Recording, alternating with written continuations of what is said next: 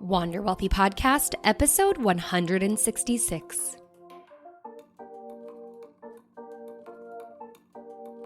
Hey, my babes. Welcome back to another episode of the Wander Wealthy Podcast. My name is Tess. I am your host, founder of Wander Wealthy, and my new title, which if you did not listen to episode 164, where I shared my story, go back and listen, because my new title is Business Coach / Mentor for Money Coaches.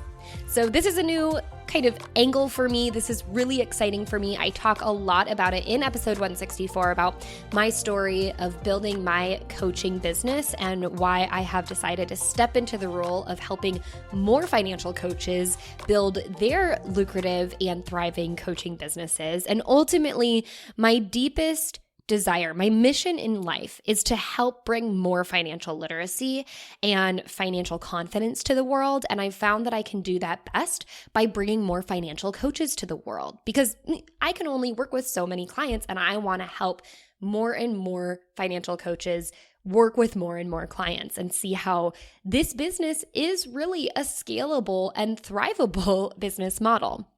So my goal ultimately is to help you if you are an aspiring, new, or even just frustrated, like, I work with like 2 clients at a time and I can't seem to find more clients, like that type of frustrated financial coach.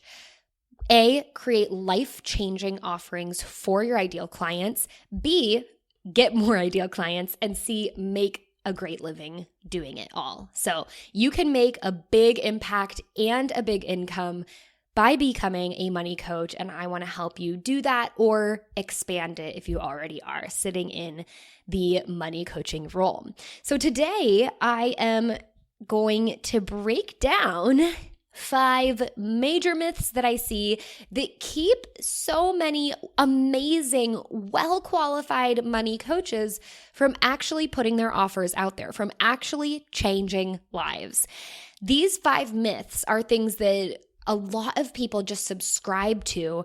And I don't know if it's our overthinking brains, as I feel like as financial people, as people who like to do money stuff, sometimes we can overanalyze things and then we keep ourselves stuck. But these 5 things are things that are really wedged in our way between where we're at now, maybe working with a couple people or maybe working with no one, and really just like thinking, okay, someday I'm going to become a financial coach and someday I'm really going to scale this and make it go big. And so I wanted to address these 5 myths and just help you see that they don't need to necessarily stand in your way. Maybe some of them, they're things that you want to work on, but you can both be a work in progress and impact the lives of others and help others and coach others at the same time. And so many people fail to realize that. So let's dive into it. We're going to do 5 myths, and then I'm adding a bonus one because this one came up in some recent market research and just like everyday interactions that I've had with a ton of money coaches right now. And it's come up quite a bit, and I'm like, whoa, I didn't think about that one, but that is really good. And I've definitely made this mistake too. So you're going to get a bonus, and it's kind of a more generalized bonus, and we can dig into it deeper in another episode, but we're going to talk about that as well. Okay, so let's dive into the first myth. And this one is going to be the most triggering to some of you. And it's also fairly controversial potentially, but it's the myth that you need to be certified to really take your coaching business seriously, or for other people to take your coaching business seriously, especially certified as a financial coach. So first and foremost, I think a lot of people subscribe to this because the financial world is fairly heavily regulated, but the coaching industry is not at all. Now, is that a good thing? I don't really know, but actually one of the main reasons that I decided to become a financial coach and not work towards becoming a financial planner or a financial advisor is because of the flexibility and the lower levels of regulations. Because financial advisors and planners, in some of the content they create, they can't say some pretty standard things, and it's just because of that level of regulation. So I actually went more towards coaching because of the flexibility there. Now, yeah, are there going to be unethical and unmoral people who are going to take advantage of that? Potentially. But I I consider myself to have a strong moral and ethical compass. I think you can determine that for yourself. And ultimately, your clients are also going to figure that out and identify that. But at the end of the day, there is no legal or industry regulatory requirement for you to have a certification in order to be a coach. And yes, even a financial coach. So true story, my personal story, I never got certified as a financial coach. I don't even think there were many certifications available when I started as a financial coach, or none that I knew of. And I was really concerned about like what I can and cannot say or do as a financial coach because I come from the financial industry. But at the end of the day, I think two things are really important. One is that you have a high ethical and moral compass that is really rooted, and you're just holding true to that. And ultimately, you just want to help people get the results that you've been able to get in your life or with the friends and families that you've worked with pro bono, or even some of your early day clients. And the second thing is that you have that. You have either experience, you've developed some sort of methodology, or you even, read a book and had the wherewithal and the accountability to actually implement the strategies you learned in that book. And now you want to help other people do it. Now, I mentioned that this is potentially triggering, and I think it would be to those who are going through the process of becoming certified or do just like really strongly believe in the certification process. And I completely understand that. But at the end of the day, I want everyone to realize that what a certification really is just a piece of marketing. It's just being able to put something on your website and say, hey, I went through this process and you can trust me for it. And whether people really are going to be able to trust you or not is up to them. But I can also say that I have never once been asked or questioned about my qualifications or if I have a certification or certain designation. And if people have asked me, they've really just been more curious in terms of what have I been able to do for myself and how have I been able to help others and how is it going to help me, as if I was asking you as a potential client.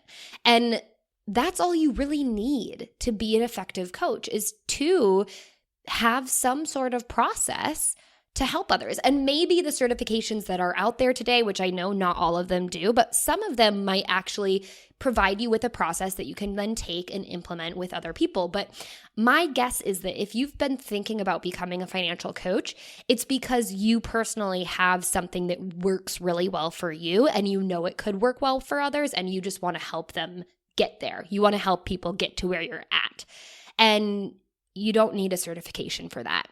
And it's even more interesting because I am a certified coach. I'm just not a certified financial coach. I decided to get certified in some mindset modalities and techniques because I saw that it would be really helpful for me to implement with my clientele. And to be honest, sure, I could have gone out and done my own research and read a bunch of books, but I really saw value in that specific certification because I didn't feel like I really knew and didn't quite honestly want to spend the time reading books to uncover the modalities. I wanted someone to just say, here are all the modalities you can use, here are the techniques, and here's how to use them. And that's what I sought after. So if you're sitting here going, well, I don't know, and be careful with this because I think a lot of times we just think we don't know, but we really do. But if you're like, I have no idea how to coach someone and how to actually help them, then maybe a certification would be the right next step. But I would also challenge you to sit down and go, okay, well, what have you done for yourself? And for a lot of people that I've talked to, they've also done a lot of pro bono coaching, which they didn't even realize was coaching with friends and family. So identify like, what steps have I taken friends and family through? What steps have I taken myself through? And that's your coaching methodology. Identify how you want to break it up, and that's what you can take to your clients. And that's what you can sell too. Like put a name on it and say, hey, this is the process that we go through and here we go. So that's probably too much in regards to talking about why you don't need to be certified. And ultimately, if you do decide to get certified, I just ask you to not let waiting to ultimately get your certification badge be the thing that keeps you from getting started. Like you can be both a work in progress and coach people at the same time. It's totally fine. Put yourself out there and get started. The second myth that I see holding people back, and this kind of relates to the certification aspect, but I see this with people who decide, okay, I don't need to get certified, but I still get caught up in this, is the need to be an expert. And I've fallen victim to this many a time. I think especially this comes up when you're like, well, I never had student loan debt, so how can I coach others who might have student loan debt? And there's a couple of different things that I want to mention here. First of all, you shouldn't really be looking to work with everybody. And I think especially in the world of finance, it can feel really, there can be a lot of pressure around working with people and trying to solve all of their money problems. But what is actually more powerful is if you pick a specific problem that you want to help people with and you build your coaching business off of that. Because being an expert in all things is actually going to harm you more than it's going to help you. Or, if you do decide, okay, I don't need to be an expert in all things, but then you feel the pressure to become an expert in all things once you start coaching people, that again is going to harm you more than it's going to help you. I mean, think about like paying a brain surgeon to work on your brain, and you're like, yep, I'm going to pay this guy. He's going to work on my brain. And then you're like, oh, but I have acid reflux. Can you help me with that? Like, no one would think, yes, I want my brain surgeon to also help me with my acid reflux. But for some reason, as financial coaches, we get into this line of thinking that we need to be able to solve all of our clients' problems. If they have to do with money, we need to do it. And I actually encourage people to pick, like, what is your zone of genius and how can you go deep with that and make sure that you put some really defined boundaries for your clients so that they know that that's your zone of genius and you don't work on acid reflux or whatever the version of that would be for financial coaching. And I think this is really also super powerful to do because you guys, the riches are in the niches. There's a reason why brain surgeons can get way more money if they specialize in the brain and even a specific type of surgery on the brain than if they're just a general surgeon who does a little bit of everything and can operate on your acid reflux, if that's even a thing. I don't know. Maybe it is. I should probably check that out. But the point here is you do not have to be an expert before you get started helping people. Again, if you can think about the fact that you started somewhere and now you are here and you're pretty happy with your results and other people also are inspired and impressed by your results and want you to help them get there too, that's all you need to be an expert in.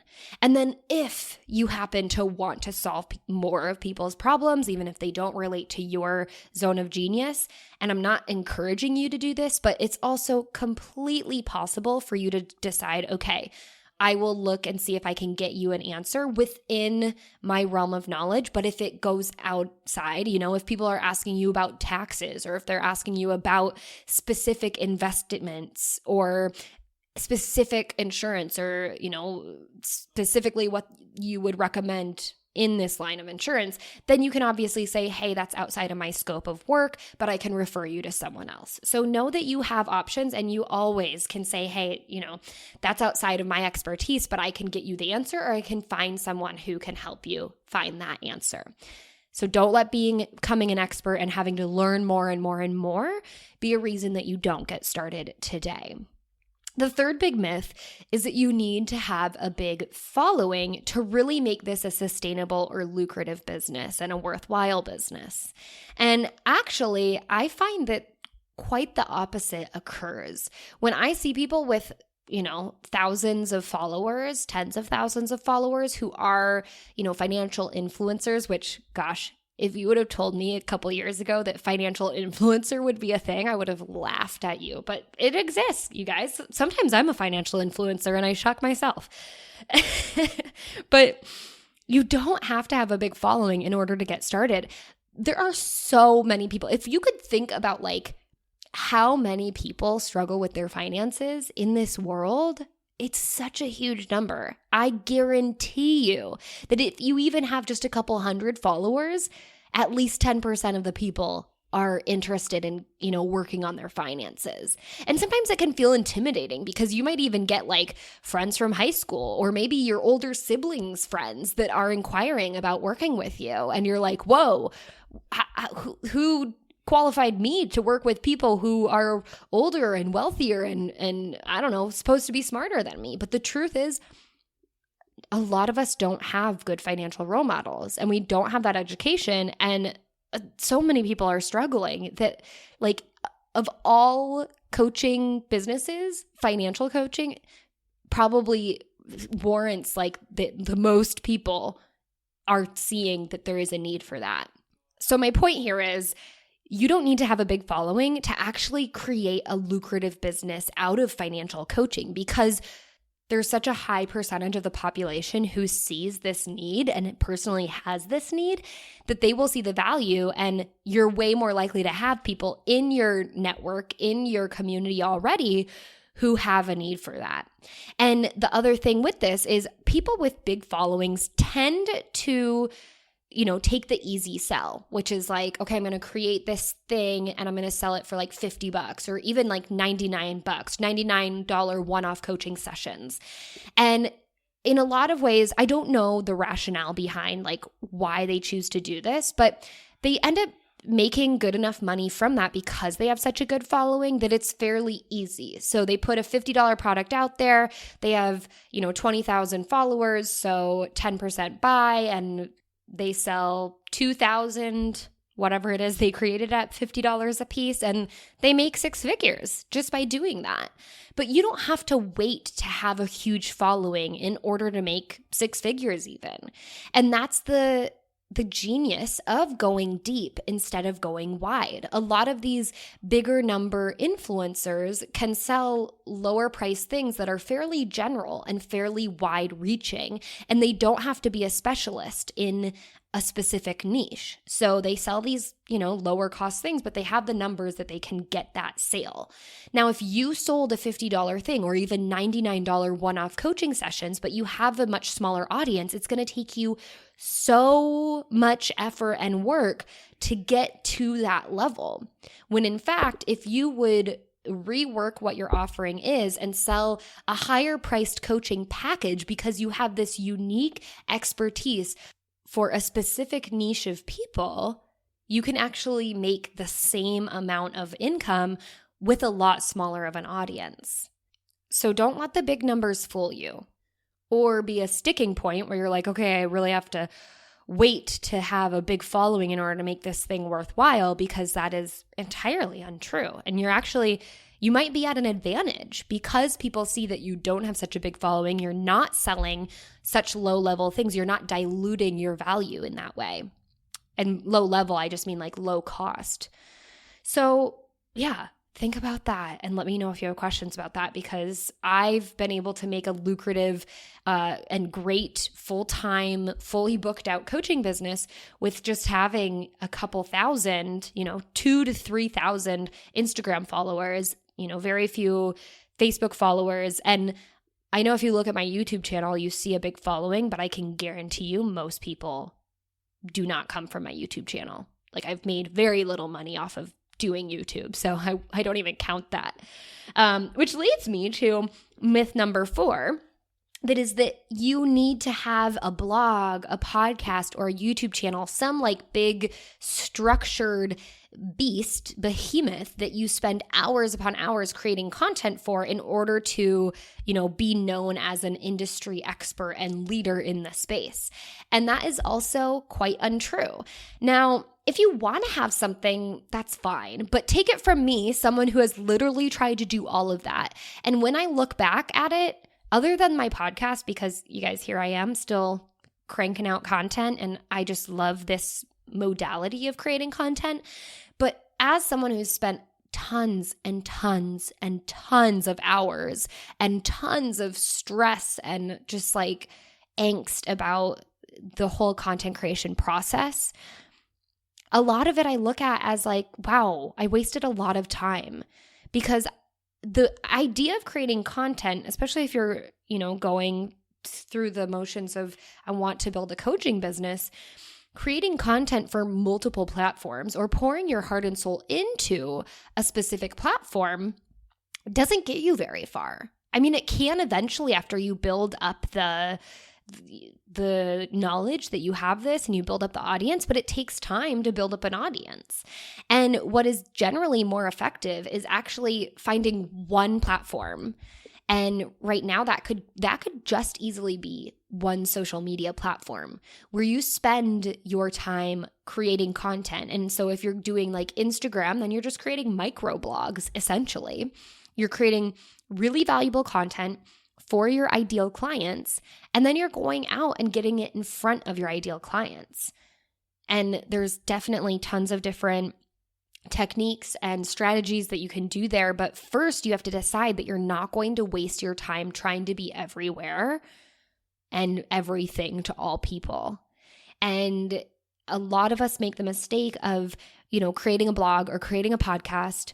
YouTube is a little bit different. But even creating a YouTube channel and spending hours upon hours creating videos and editing them. And we're hoping that people are going to stumble upon it, and that's going to be the doorway to our coaching business and to our coaching business's success. And that's just not true. And this is gonna get me into my bonus because it actually does have a direct link. I have met so many people, here's your bonus myth, that believe that they have to have a website before they can start their coaching business. Like so many people I've met that are like, well, I'm working on my website. Once my website is done, then I'm going to start making my offer. And I'm like, oh my gosh, you don't need that at all. And believe me, it's really obviously hard for me to say this because I do have a website, and so it's hard for you to probably take this seriously from me, but if I can just share to you some of the biggest mistakes I've made, one of them is putting way too much effort, energy, and weight in my website and the importance of it.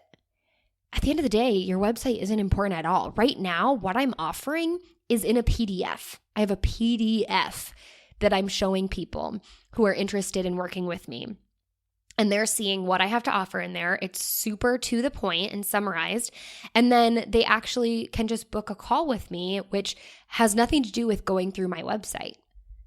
There is a process, and that's kind of the magic of coaching is you don't have to have a website. You can establish yourself as an industry leader and expert by getting on other podcasts, by just creating content on your social media, by, maybe you have an email list, but like you don't necessarily have to have one to get started, but really just focusing on being in one place and really committing to that and getting other people to find you in that one place instead of being so scattered and sending mixed messages, which I'm telling you, I'm raising my hands and I'm saying guilty. I've done that for years, and it's such a mistake. And it's a myth that I had subscribed to, that I need to be in all places at once. I need to have a website before I can do this thing. And it's so hard to do. It's so hard to think, like, especially if you're someone who is like, but I need to check all the boxes and make sure it's perfect before I put myself out there. It can be really hard to ignore all of that and just, go all in. But it is so much better for you, for your business, for your budget, for your time, if you actually believe that you can just focus on one platform, get really specific on who you want to work with and what specifically you want to help them do, and not worry about all the extra noise that's out there. Finding the best logo and the colors and the font and the website, that's all just distraction right now. Especially if you're not making a full-time income in your coaching business, that is all distraction. That is playing business. And sometimes I catch myself playing business owner, right? Like, I'm a business owner, I'm creating my website. I catch myself doing that all the time because it's fun, but it's not running your business. It's just like stuff you do for fun to procrastinate from actually doing the hard business stuff. So that's your bonus. And I've talked to so many people who are waiting on their website before they get started. And I'm like, girlfriend, get started now. Let me help you. I can do that for you. I can help you get started now. You can start making money and then you can just pay someone to work on your website so you can keep making more money and making a bigger impact. Because also, like, your website isn't going to change your clients' lives. You are. You got to free up your time. Okay, so that was your bonus, but myth number 5, and this is what we're going to close out with. And this one I think is really important because it's something that I personally struggled with a lot. And the myth is, I would never pay to hire a money coach, so why would anyone pay to hire me? And this is such a big one because I do believe that for many businesses and even a lot of coaches, like now that I am a business coach, I do believe this. I do subscribe to this myth. But there are some businesses that are really unique in the sense that if I'm a money coach and I've already developed this expertise and maybe I took myself through my own experience of figuring out the best budgeting system that works and the best bank account methods that work and, you know, how to decide on a rhythm to manage my finances and pay off my debt and all of that stuff. I've developed that through my own expertise and experience. And so I know that I can do it myself. But there are a lot of people who don't have the time, they don't have the wherewithal to learn, and they don't have the experience.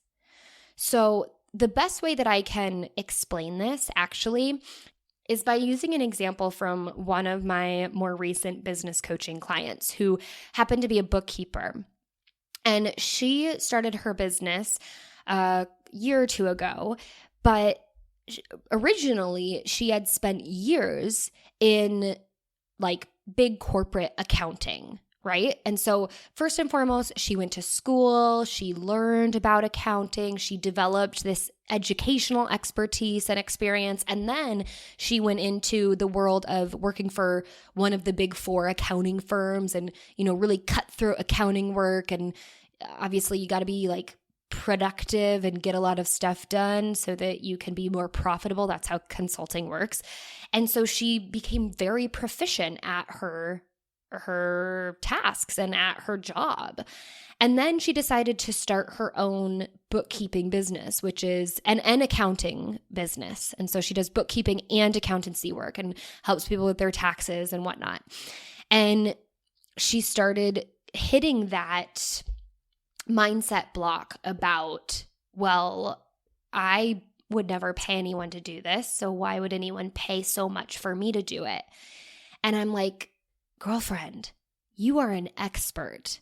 And sometimes when it comes to, I think, like the financial world, I think this happens probably in the legal world too. Like if you've gone to school to get your law degree and then you worked at some like cutthroat law firms and now maybe you are offering legal assistance to fellow entrepreneurs or something, you might be thinking, well, I wouldn't pay anyone to do this for me. Why should anyone else? But you obviously know I have this unique expertise, and being a lawyer, you know, you can charge like hundreds of dollars per hour. So there's value there and everyone understands that value.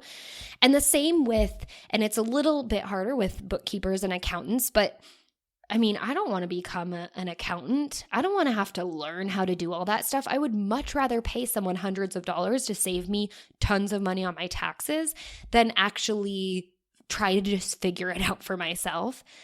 And a lot of that goes for money coaches as well. You know, some people get sweaty and have hives and hyperventilate when they think about their finances.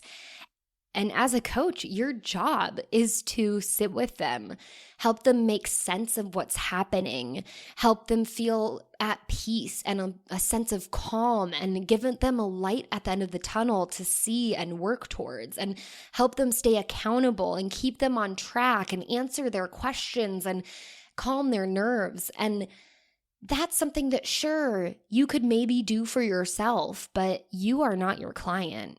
Your client is nowhere close to where you're at, but they want to get there, and you get to help them get there. And they see value. They will see value. And if they don't see the value, you can help them reframe how they can see the value, because by them not being where you're at, that's costing them. And it's worth it for them And most people will recognize that it is worth it for them to pay you to help you collapse the timeline so that they don't have to spend the years and years of gaining the experience and the expertise that you have. So you can collapse that timeline and shrink it. But you can also provide them with things that they would never think of, or things they would never consider, or things that they think, well, I'm just not good enough at understanding finances. They're not going to allow themselves to go there. And you can help them go there, or you can bring it to them.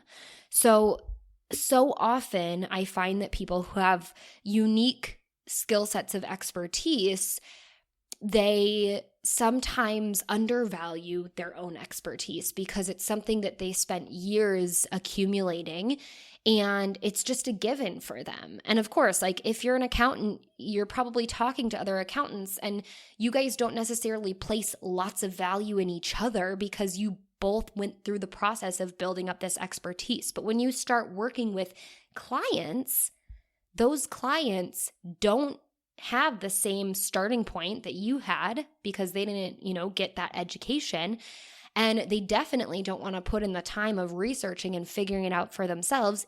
And you're more likely to catch things that they would easily miss, which could save them hundreds, if not thousands of dollars. So there's so much value there, and we need to recognize it. So don't think about what you and whether you would pay for your services. Think about your ideal clients and the value that they could get from working with you. Whether you're helping them believe in themselves, you're helping them collapse that timeline and shrink it so that they don't have to spend as much time, you're actually helping them save money. Like there's so many ways that you can pack what you are offering with so much value. So there you have it, friends. Those are the 5 myths plus 1 that I see getting in the way of so many amazing and totally capable money coaches that are keeping them from making the impact and the income that they should be making in this world, and they totally can be making. And if that is you, listen up and listen to me. These things, maybe you want to have them someday, but don't let them be the things that keep you from getting started. You have what it takes to get started today, and you can absolutely do it. And if you want some support along the way, I have put together a program. This is a one-on-one program that I call the Wealthy Coach Blueprint.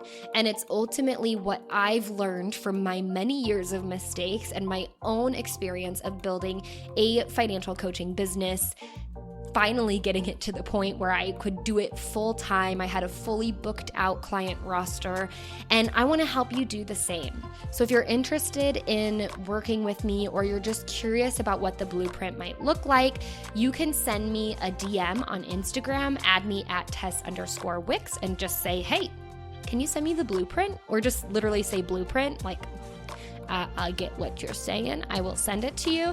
If you don't have Instagram, what you're doing, but you can instead send me an email, tess@wanderwealthy.com, and I will shoot you the blueprint. And you can check it out and see if that really feels like what you need right now to get started in your business. And I will encourage you as you go through the blueprint. This is something that, because we're working together one-on-one, I'm not making you wait and wait and wait until you get through the blueprint. It's all about getting started with what you have and then just working on improving as you go. And so this blueprint, it's not something where you need to have a website, you don't need to have a podcast, you don't need to have a blog. If that's something you want to work on, we can talk about it, but it should not be keeping you from getting started. So I'm going to help you get started on putting out your offer, making sure you're getting it in front of the right people, attracting the right clients, and selling them successfully, and actually providing them an unforgettable, life-changing experience of working with you and helping you change their lives financially and probably in a lot of other ways. So if that's something you want to do, send me a DM or send me an email at Tess_Wicks on Instagram, Tess@wanderwealthy.com via the emails. And I can't wait to chat with you and see if this is something that we can work with you on and help you really build your booked out, life-changing coaching business. So thank you all for hanging out with me today. I had so much fun sharing these myths with you. And until we talk again next time, I hope you wander wealthy.